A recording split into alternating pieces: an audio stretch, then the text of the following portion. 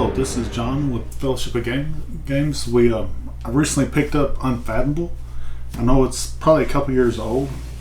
I've always been very curious about it. Well, actually, I've always wanted to play the Battlestar Galactica, and I know it's hard to find. And I did a little bit of looking, and this is essentially a reskin of that game. Again, it's set on the ship, so it's much like that. But I'm going to go ahead and do an unboxing. This is kind of a cheat unboxing because we actually played it. We got it in. We were excited, so we played it last night to see how it would go. And we got curious and played it, and it's actually quite a bit of fun. We'll do a full playthrough on it, or at least a few games. But I'll go ahead and unbox it. I'll probably put it back like how it was, so we can look at it and see what we did. But yeah, it was pretty good. It's based on Call of Cthulhu, Lovecraft stories. It's Arkham in Fantasy Flight Games Arkham Horror series. It's pretty good, and it follows the typical way they do their games. You have a learn to play, which is like the quick rule book, and then the rules reference for all the detailed rules and everything like that. So it worked out well.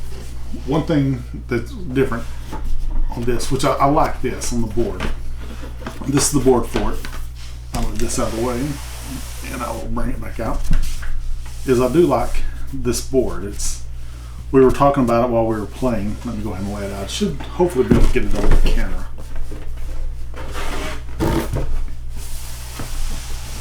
Yeah, it's a little bit bigger than the camera. But this is the main play area. Whoops, get it arranged. The ship with the enemies come in here from the deep. This is the deep up here. Here's your chaos deck, cards, and your pass. The deep ones come in and they go down the side of the ship. The small ones will actually approach onto your ship, and the bigger ones fight on the side. But these are the resources. I thought this is kind of cool. We were talking about it. As you can see, we lost our game last night. We ran out of fuel. I think this is kind of neat. At first, I didn't like being the spinners on the board, but I like how they're part the pattern. I think that's kind of cool. And I was worried about them getting sheared off or damaged while storing it, but it's pretty cool. I do kind of like it. It fits in the board. You can see it's part of the gears of the system. I do like this board quite a bit. We're talking about how, outside it's kind of, around here it's kind of a gray, kind of industrial steampunk looking, which is cool. I like that aesthetic. But as it comes in, the ship, the interior is all lit up in its bright colors. Here's your treachery cards, your ship damage, your item tools. This one was like a knowledge, strength, observation, lore, and persuasion, I think was that one. So that's the cards in the game. But I do like this board quite a bit. The rules are pretty quick and easy. It's good there. And I will get back to the parts of the box. Now we've already done a little bit of unpacking with it. I get where the lights can shine in. Essentially, you have we punched out. It came with just two sheets of card punch outs. It comes with all the characters that you can play in the game. These are the ship's path and casting spells here. Let's get this over. But yeah, these are the characters of the game. They come on these little clear bases, which is pretty cool. You have to put them on there, of course, as you play. I'm probably going to leave them in there. I don't think they'll get damaged. Storage. There's that one. Missing one. It's right here. These are like your travel tokens, your spellcasting tokens, and these were the other tokens that you use. They're pretty neat. I think this is the first player token. We didn't use it, but now determines your actions, your turns, and whoever's got it. So first player is really not that critical because it continues to go around. You know, it's got the green die for the deep ones and the fighting. These are your proof of purchase. That one doesn't matter. These were like your passengers. You have to risk them at certain times. They're pretty cool because you throw them out on the deck. You don't know what you have. Then when you do a reveal, flip it over, like one soul would have died. This one soul would have died, and you lose sanity on your ship. That one, nothing would happen. One sanity. So they're all two souls died. So they're bad per se if they get killed. So you have to protect them. Which protect them just means you take them off the board, and risking them means you put them back on it. This are like if somebody becomes a traitor, you take it and you put this onto the base at the bottom. A little bit fiddly again, but then that way, once you're revealed as a traitor, you can identify them with this mark with the person, so there's no confusion. But yeah, that's pretty cool. This game comes with lots of cards. I'll do a quick look at those. We've kind of got them already sorted, but you've got these two are unique. They're your captain's card, and your captain's card and your tome. These are your cultist cards or human cards.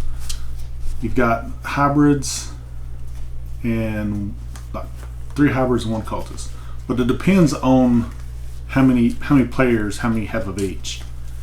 But you play these out so that way you don't know who is the cultist or who's a hybrid. Hybrids working against the humans. The humans are just trying to get across to, I think, Boston's the story.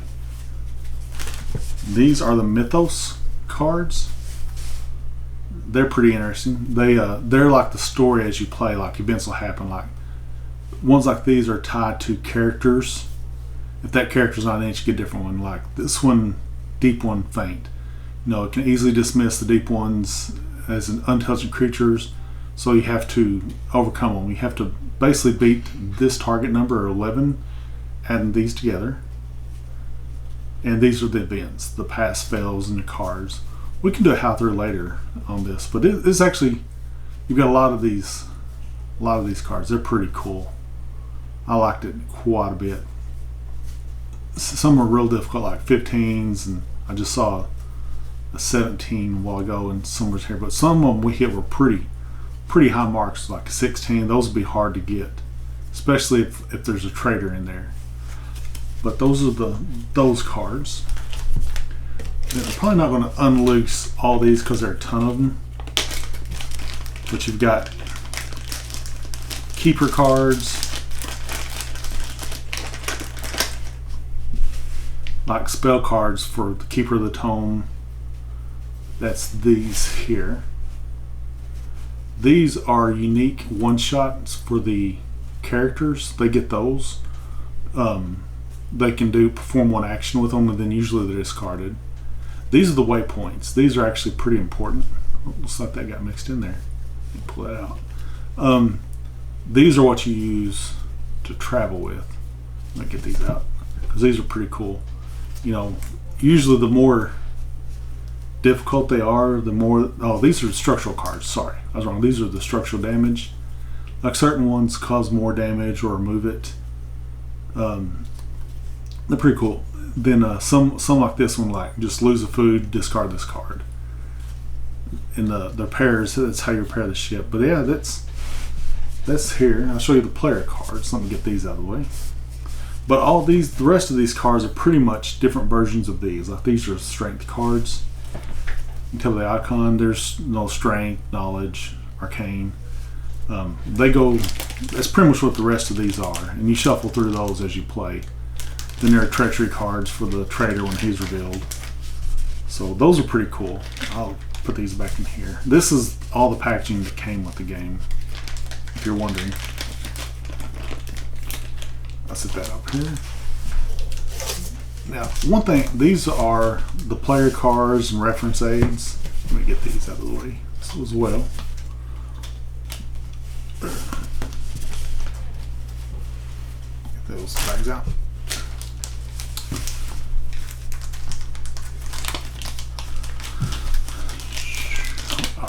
So these are reference cards. These are the player cards, and I'll get these sorted. And these are pretty cool. Like, they're all the, I'll get these reference outs and I'll explain these in a minute. They did a good job with the reference cards. I'll give them that. Like, these are the characters you can be. I guess it's Janae LaForge. My son played the nurse, and my wife played Jamie Snell. We're curious about some of these other characters, so we're going to definitely play it again pretty soon because we all really liked it. But each character, these are the cards they draw at the first of their turn, the mounts. Then they have an ability that they can always do. Then you have your instant action, your powerful action. That was one of these little minor cards, and it gives you, and it's like a one shot.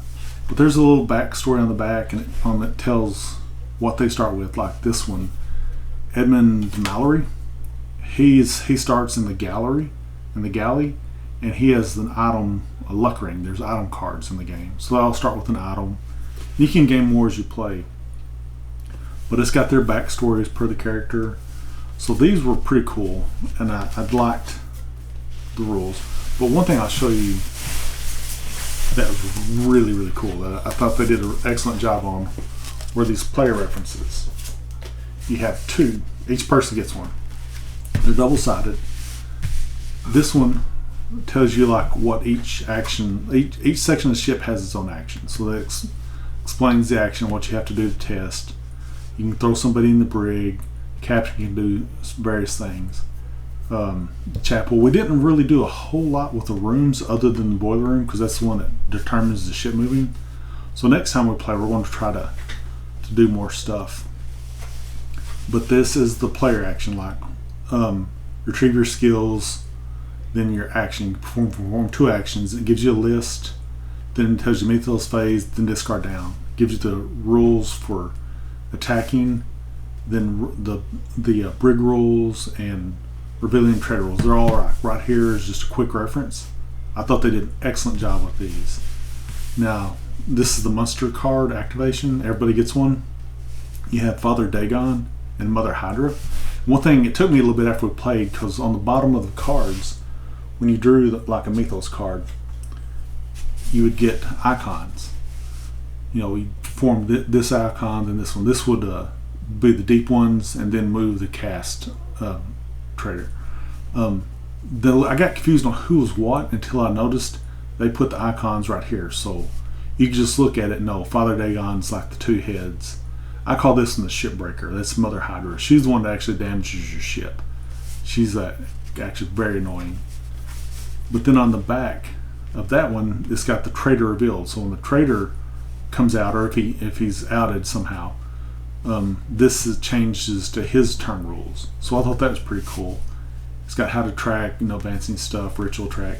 It was really nice. I liked these cards quite a bit. Then, all right, let me throw these over here, and I'll show you the next thing. Because you always wear it. This is one thing I do not like about fantasy flight games. They just have the big trench where they put stuff. I think it's a horrible way to store stuff, but that's what they do.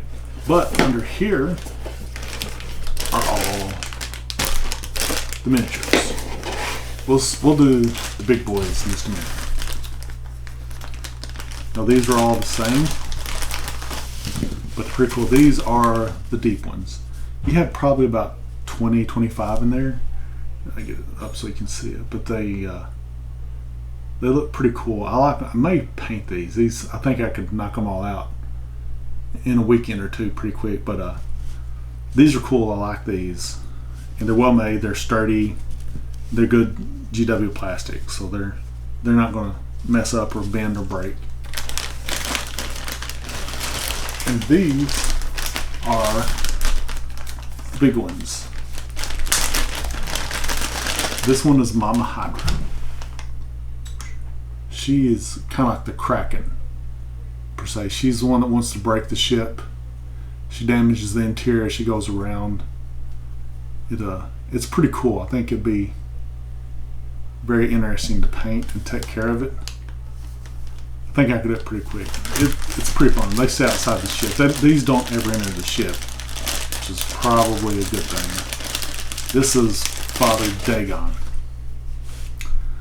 I'll bring this up. He's kind of reminds me of the Kraken from Clash of the Titans, the way he's kind of built. But he's got the waves coming up here, where he's coming out of the water. I think he's pretty cool looking. He'd be very interesting to paint up. But yeah, this is pretty good, and the box is pretty interesting. The design, I mean, and I was very happy with it. We'll do a full review of it. But I really liked the rules of the game. They were simple.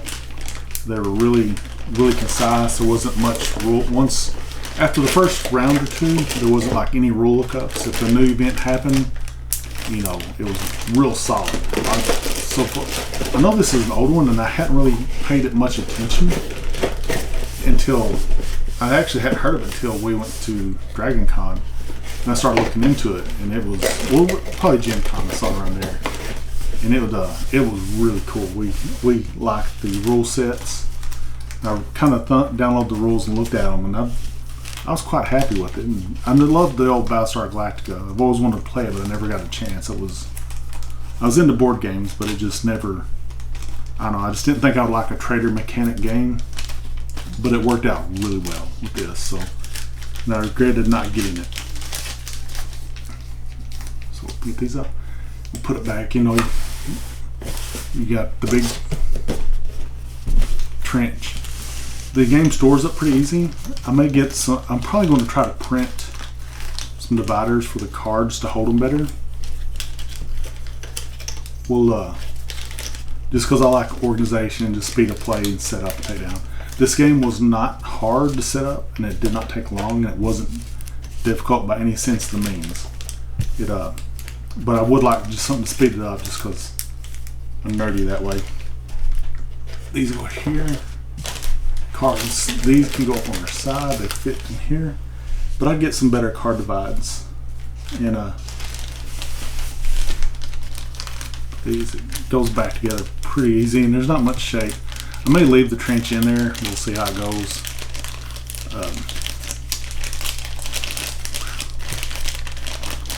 Get the cards in. I think these will fit this way. My wife actually put them up, so I didn't see how they went in there. Okay. These fit here. These I just have free roaming, because I mean they shouldn't damage anything, but I'm one of those weird people who like to store things very particularly.